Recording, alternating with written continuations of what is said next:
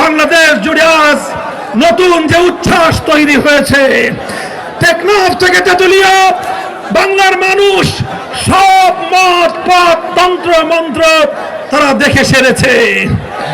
বাংলার মানুষ এখন অধীর অপেক্ষায় তারা প্রহর গুনছে, অধীর আগ্রহে তারা অপেক্ষার প্রহর গুনছে।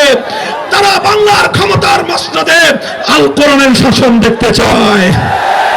তাই আগামী নির্বাচন হবে বাংলাদেশে ইসলামী শাসন প্রতিষ্ঠার নির্বাচন। আগামী নির্বাচন হবে আল্লাহর কোরআনের শাসন বাস্তবায়নের নির্বাচন। আমি আপনাদেরকে আরেকটা কথা বলি, মনে রাখবেন জুলাই বিপ্লবের মূল মুখ্য বিষয় ছিল বৈষম্যের বিলোপ। কথা বলেন ঠিক না বেঠিক? আমরা বৈষম্য চাই না, কথা বলেন ঠিক না বেঠিক?